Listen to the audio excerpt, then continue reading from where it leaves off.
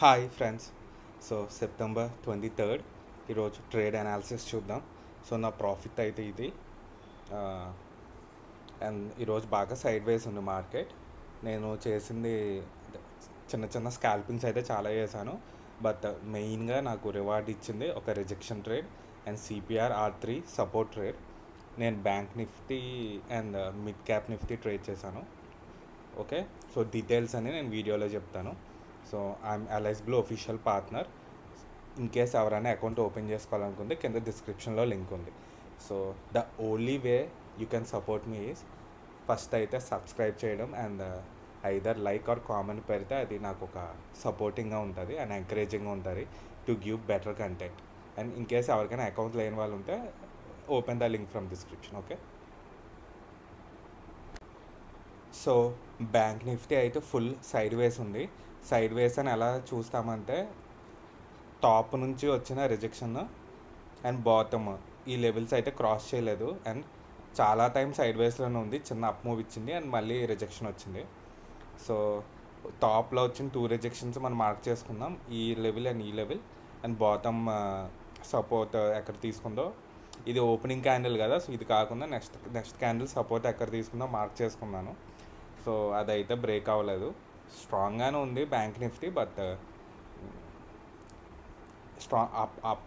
Gap up open అయింది కానీ అది డైరెక్షన్ అనేది సెల్లర్స్ ఉన్నారు అండ్ బయర్స్ ఉన్నారు. ఫుల్ సైడ్ వేస్లో పెట్టారు. నాకు తెలిసి ఎక్స్పైరీ డేకి మూమెంటం క్యాచ్ చేస్తారు ఐదర్ సైడ్కి. అండ్ HDFC స్టాక్కి వాళ్ళు IPO ఫైల్ చేస్తున్నారు. Like Bajaj finance, home finance వచ్చింది కదా, అలాగా. అదొక పాజిటివ్ న్యూస్ ఉంది. అది కూడా మార్కెట్ చాలా హెల్ప్ అయింది. కానీ నేను మార్నింగ్ అయితే ఒక ట్రేడ్ క్యాచ్ అయినాకైతే చాలా స్ట్రగుల్ అయ్యాను. ఫస్ట్ అయితే మార్నింగ్ ట్రేడ్ అక్కడ తీసుకుందాం అనుకున్నాను ప్రీవియస్ డే క్లోజింగ్ సపోర్ట్ దగ్గర.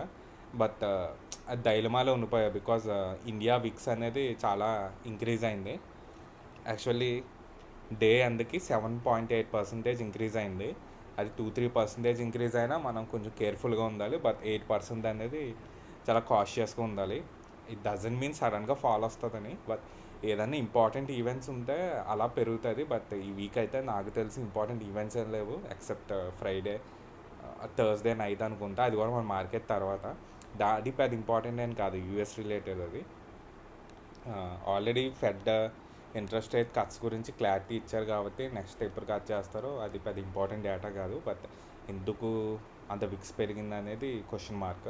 ఎప్పుడైనా షార్ట్స్ సెల్లింగ్ పొజిషన్స్ బాగా టాప్లో ఎక్కడైనా యాడ్ చేస్తుంటే ఎవరైనా విక్స్ పెరుగుద్ది. లేదు అంటే ఏదైనా ఇంపార్టెంట్ ఈవెంట్స్ ఉంటే విక్స్ పెరుగుద్ది. విక్స్ పెరిగినప్పుడు సడన్ మూవ్స్ వచ్చే ఛాన్స్ ఉంటుంది. అది ఈరోజు పెద్దగా కనిపించలేదు, but we may see in this week. ఇక్కడ మిస్ అయ్యాను. ఒక 100 పాయింట్స్ ప్రీమియం మూవ్ అయింది. మార్నింగ్ ట్రేడ్ ప్రీమియం ఫాస్ట్గా మూవ్ అవుతుందని చెప్తా కదా. అండ్ తర్వాత ఇక్కడ కాల్ తీసుకున్నాను. ఈ క్యాండిల్లో కాదు, ఈ క్యాండిల్ సపోర్ట్ తీసుకుంది కదా.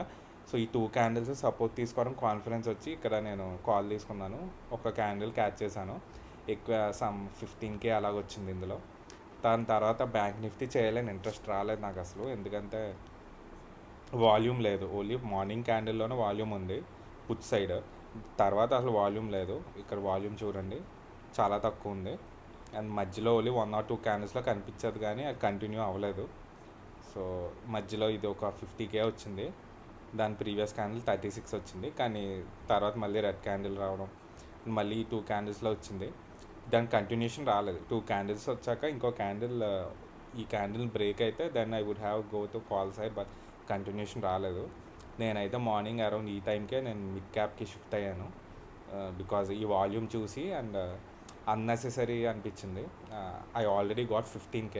నేనైతే ఈ వీక్ లైట్ ఎక్కువ టార్గెట్స్ ఏం పెట్టుకోలేదు బికాజ్ ఈ మంత్ చాలా ఎక్స్ట్రాడినరీగా అయింది నాకు.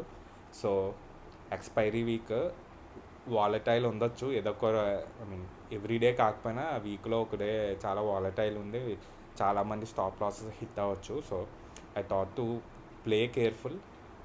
ఆల్రెడీ వీక్ సక్సెస్ఫుల్, ఈ మంత్ అంతా సక్సెస్ఫుల్ నాకు. ఈవెన్ విత్ స్మాల్ గెయిన్స్ ఈ వీక్ క్లోజ్ చేద్దాం అనుకున్నా. 15K is very good for me.